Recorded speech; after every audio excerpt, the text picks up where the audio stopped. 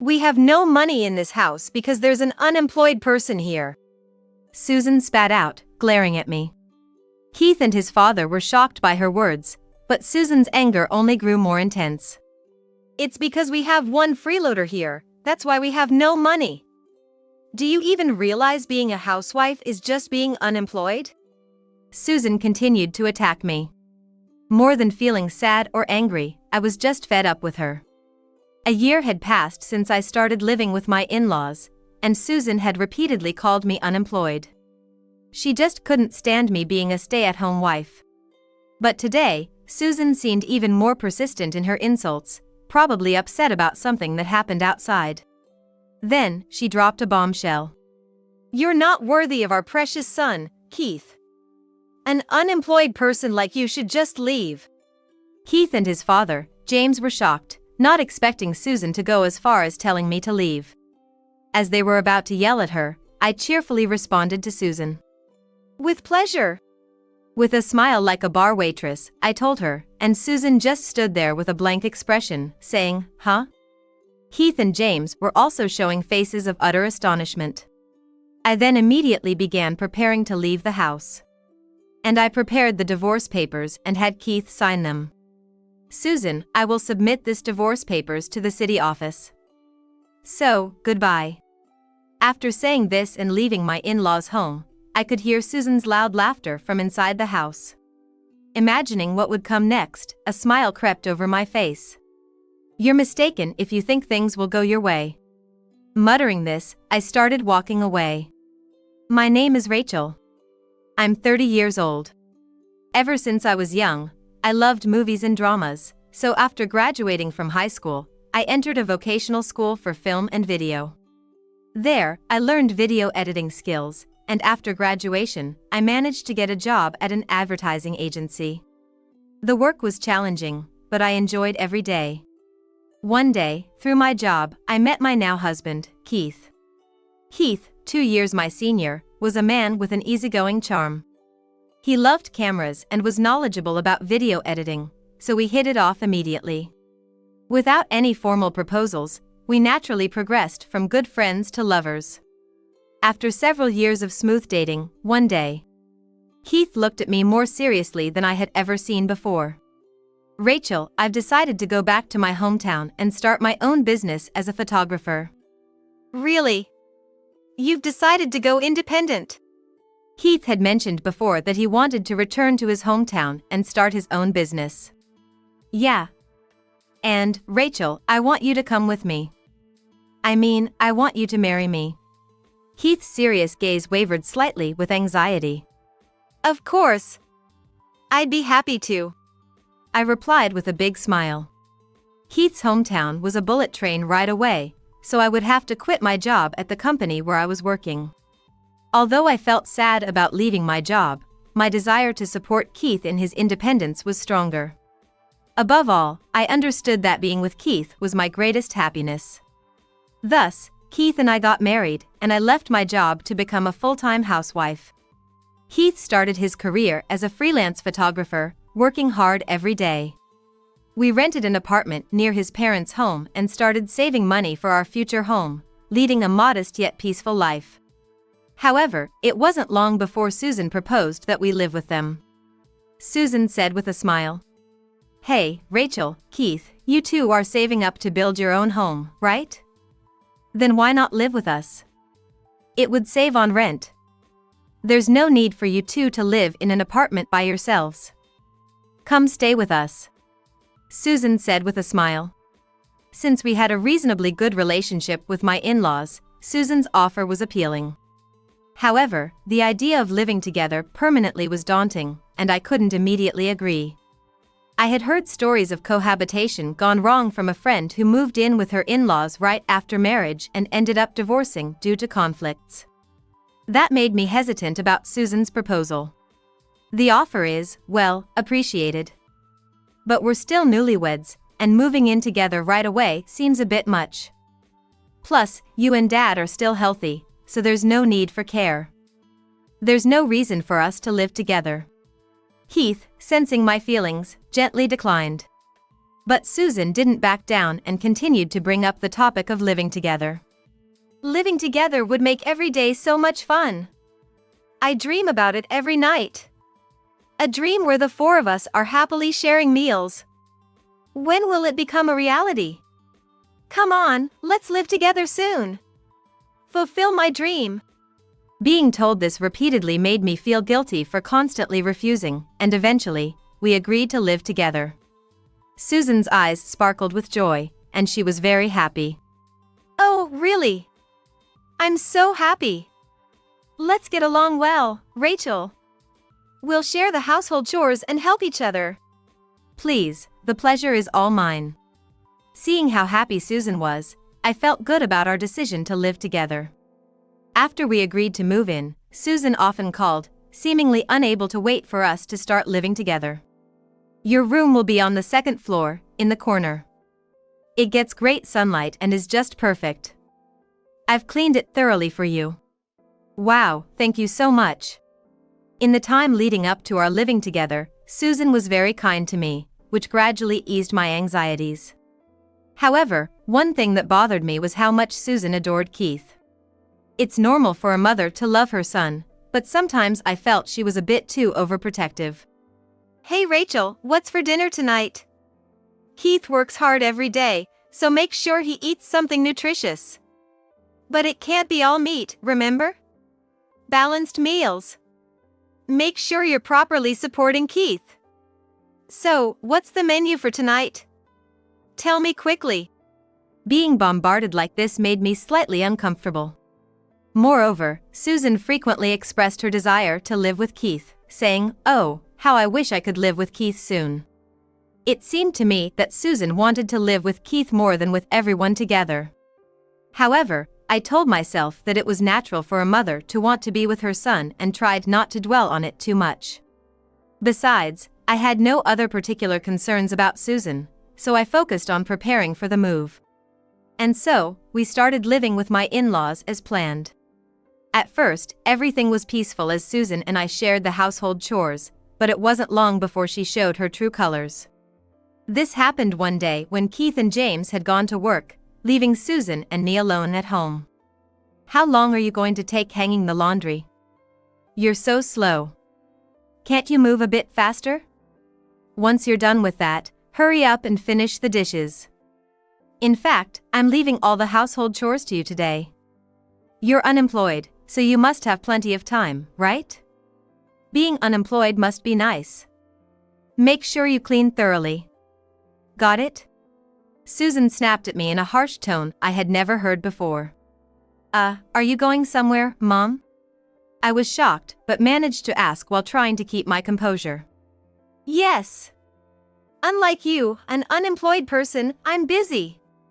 I'm a career woman, you know. I live a life pursued by various duties every day, Susan said proudly. I had heard that Susan was indeed a career woman, working hard at a large trading company. But that was until 2 years ago.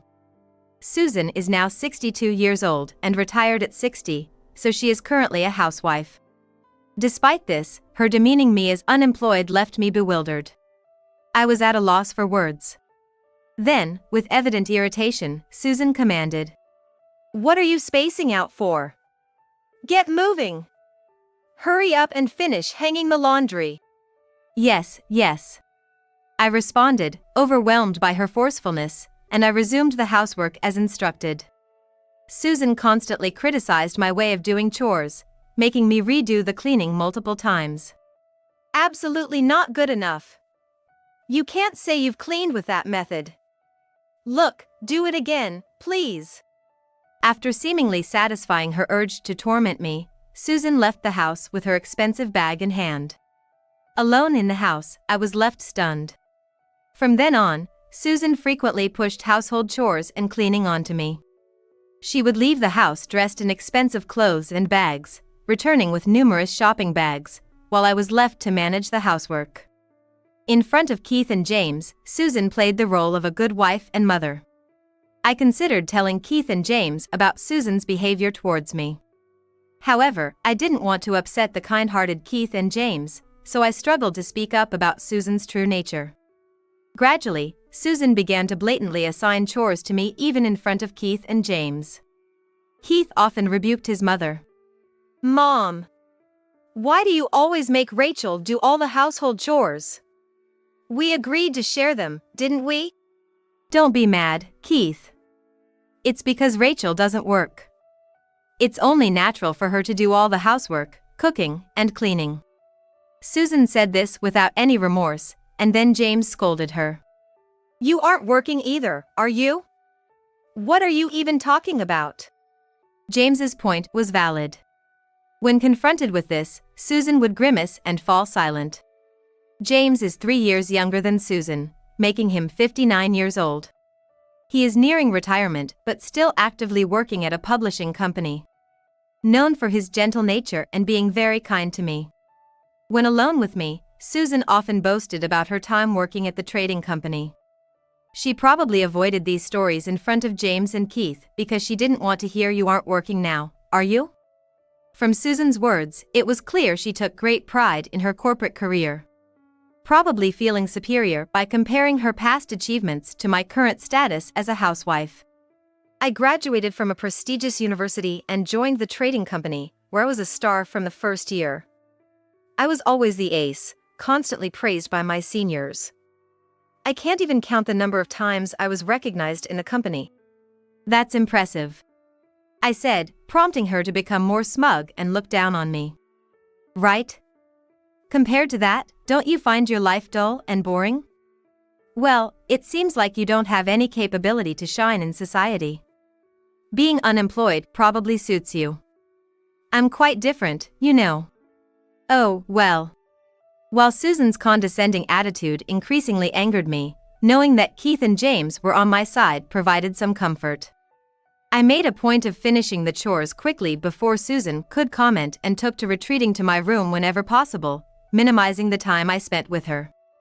I merely nodded along to Susan's boasts about her corporate days, gradually mastering the art of excusing myself to my room whenever her bragging seemed likely to drag on.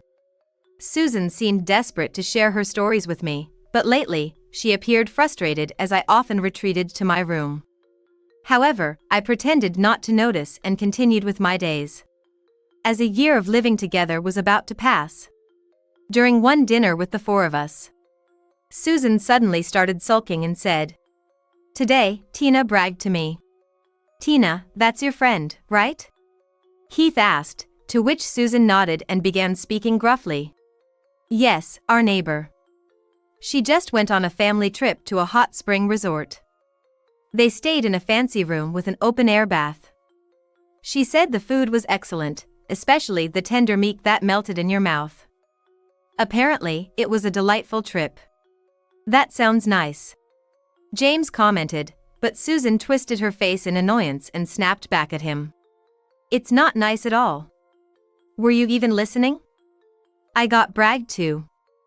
It's like she said, you couldn't afford such a luxury inn, could you?" I felt so miserable. Why do I have to feel this way? That's quite an overreaction, Mom. Calm down a bit. Keith tried to calm her, but Susan's rant didn't stop. It's not an overreaction. Why can't you understand how I felt then? It's the first time I've felt so miserable. It's frustrating. Then, Susan turned her anger towards me. She glared at me and spat out the words. "Mom, what are you saying?" Keith immediately intervened, but Susan's anger only escalated. "We're broke because there's a freeloader here. You haven't said a word, but you know it's about you, right? Why don't you say something? Don't you realize being a housewife is just being unemployed?"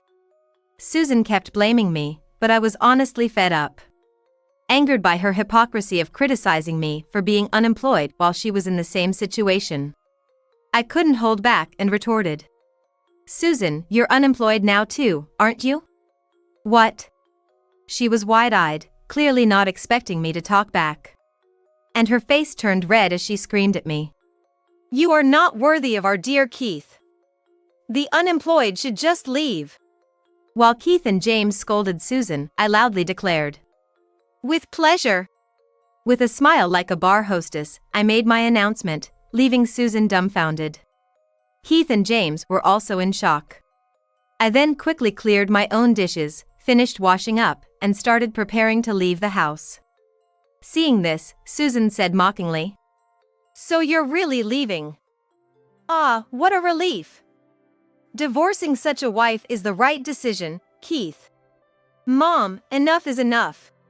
Keith was furious, scolding Susan. James was saying, "Apologize to Rachel right away," but Susan just sulked and never apologized to me. Without speaking to anyone, I silently packed my things into my suitcase. Keith watched me anxiously. Amidst this, Susan, oblivious to the tension, demanded, "Hey! You're only washing your own dishes. Take ours too and do the washing up." I naturally ignored her, while Keith and James's voices scolding her filled the house. The next morning, after I had packed my belongings, I told Keith something in our room. Then Keith and I signed the divorce papers I had printed out from the computer. "Susan, I will file this divorce papers at the city hall. Goodbye." With that, I left my in-laws' home. From inside, I could hear Susan's loud laughter. She was oblivious to the repercussions that were about to unfold. A smile came over me, and I murmured, "You're mistaken if you think things will go your way." Then, as I had declared, I submitted the divorce papers at the city office, finalizing the divorce between Keith and me. Half a year later, my phone rang with a call from Susan. "Hello?" As I answered, Susan immediately started ranting over my voice. "Finally got through. I've been calling you so many times, but all I got was a beep, and it wouldn't connect.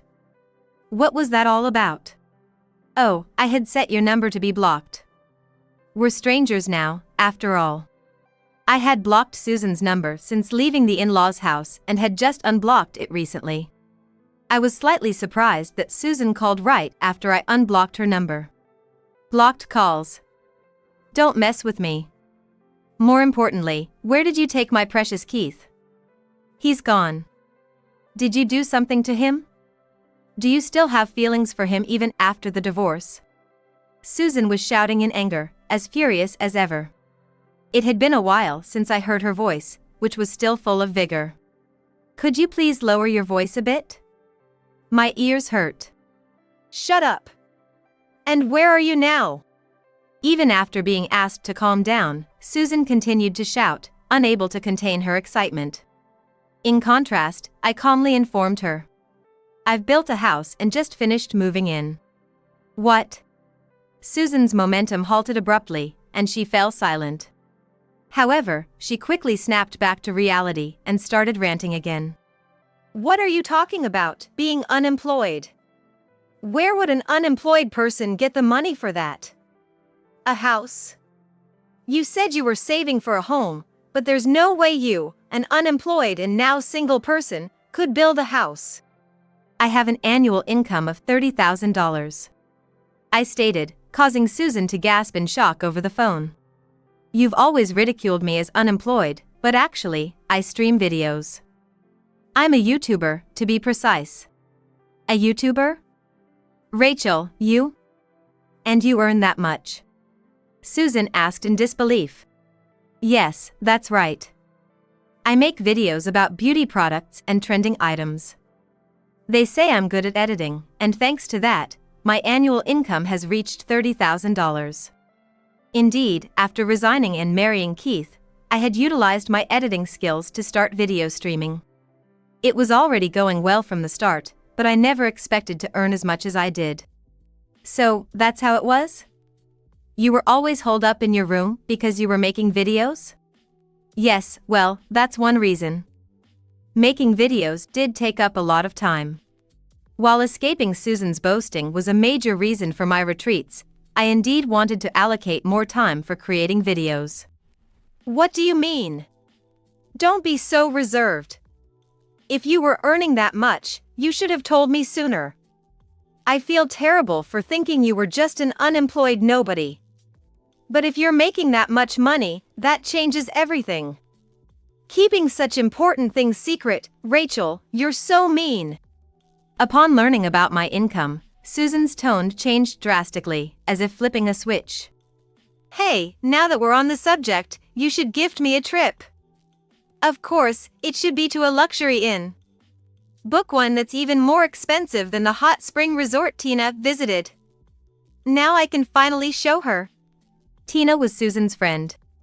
Susan had been upset about being bragged to by Tina on the day she told me to leave the in-laws' house, and it seemed she was still holding a grudge. I sighed and responded. You should go with the money you earned at the trading company you're so proud of. What? What kind of response is that?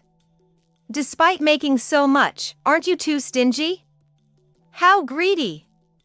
Just book the luxury inn already. The real greediness seemed to be on Susan's side. I was somewhat amazed that she could so brazenly demand such things after treating me so poorly. No matter what you say, I have no intention of giving you any money. And about Keith, I am currently living with him. What? I thought you two were divorced. Susan exclaimed in a ludicrous tone.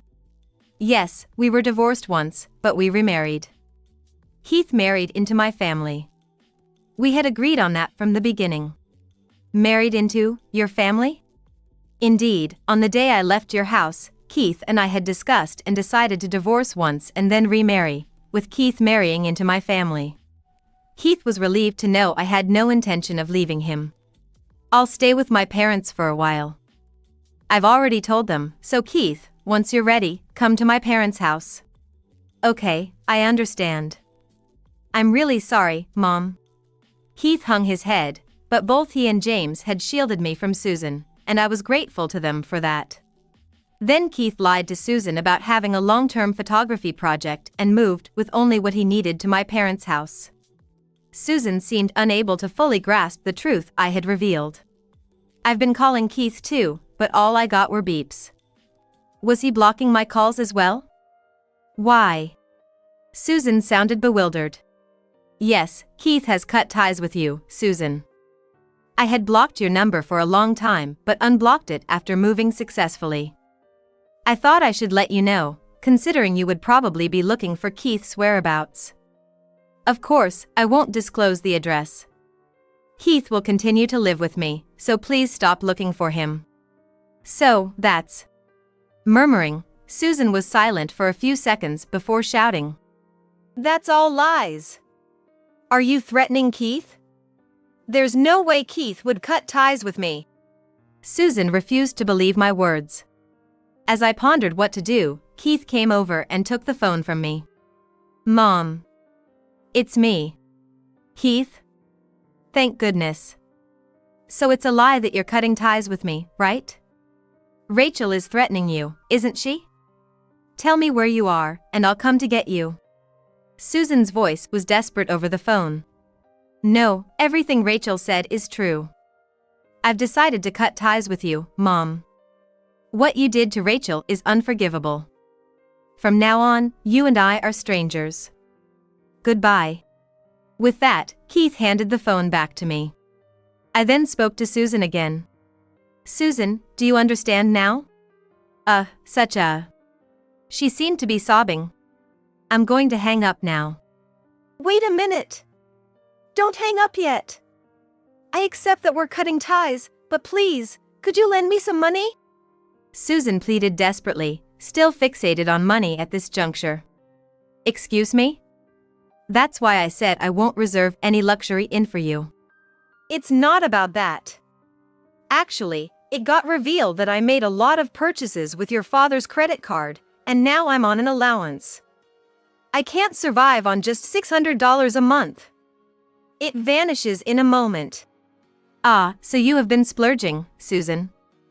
James was worried because the savings in the house account were dwindling, and I told him. When we were living together, I mentioned how you frequently came home with bags from brand stores. Keith and I had kept in touch with James all along. Because of the trouble Susan caused, James even helped with the expenses for our new home. Recently, when James confided in me about the diminishing savings, I shared my observations of Susan's behavior during our cohabitation. Susan was always coming home with loads of shopping bags despite being unemployed, which I found suspicious. You told Dad. What have you done? He got so mad at me that he put me on an allowance and made me fill out all the shopping books. He said if I didn't do it, he'd divorce me. It's your fault for spending recklessly, Susan. You don't have any income right now, do you? And considering your spending habits, receiving an allowance of $600 is quite generous. You should be grateful to James. Susan, you really need to reflect on your actions. As I spoke in disbelief, Susan started making excuses. But when I was working, I could buy anything I wanted, so I just continued spending the same way after retiring. And when I go shopping with friends, I have to buy brand items to not lose face. I don't understand. Why do you need to put on such pretenses? Susan responded as if it was the most natural thing. It's not about showing off. I am an elite who worked at a trading company. I deserve to own luxury brands. There's nothing more to discuss with you, Susan. I'm going to hang up now. Listening to Susan's irrational arguments gave me a headache, so I hung up the phone. Right before I ended the call, I thought I heard Susan's wail of despair. Later, I learned from James that Susan quickly became frustrated with the tight financial control. She secretly used his credit card to make expensive purchases, which he soon discovered, leading James to declare he wanted a divorce. Despite Susan's tearful pleas, James's decision was firm, and he did not waver from his intention to divorce. Forced to accept the inevitable, Susan was kicked out and moved into a cheap apartment. Since then, she reluctantly started working part-time to cover living expenses, struggling to deal with having much younger bosses, which was a significant source of stress for her prideful nature. Since then, Susan has called me numerous times, begging for money and complaining about her part-time job. Listen, Rachel. That younger female boss criticizes everything I do, even though I think it's helpful. She tells me not to bother with extra stuff. Can you believe that? How can she speak to me, an elite, like that? Could you please stop calling me? We're strangers now. Despite my clear disinterest, Susan was relentless. Come on, it's just a little bit. Can't you lend me some money, even a small amount? You earn a lot, right? Please. No, I've said no many times already. I responded coldly, and Susan began to dramatically sob. That's cruel, Rachel. I hate living like this. How did it come to this? I planned to have a relaxed and elegant retirement. My life is a mess. Oh. It's all due to your own actions, Susan. If you don't realize that, I don't think your life will ever get better. Please don't call me again. After saying this, I hung up the phone and blocked Susan's number again. Since then, I haven't known what's become of Susan, but I hope she's taken some time to reflect on her actions. Meanwhile, thanks to the success of my video streaming, Keith and I started an advertising company together. With the savings we had accumulated, we've been able to live without much financial worry. Also, we discovered that a new life is growing inside me. Blessed by James and our families, Keith and I are eagerly awaiting the arrival of our little one.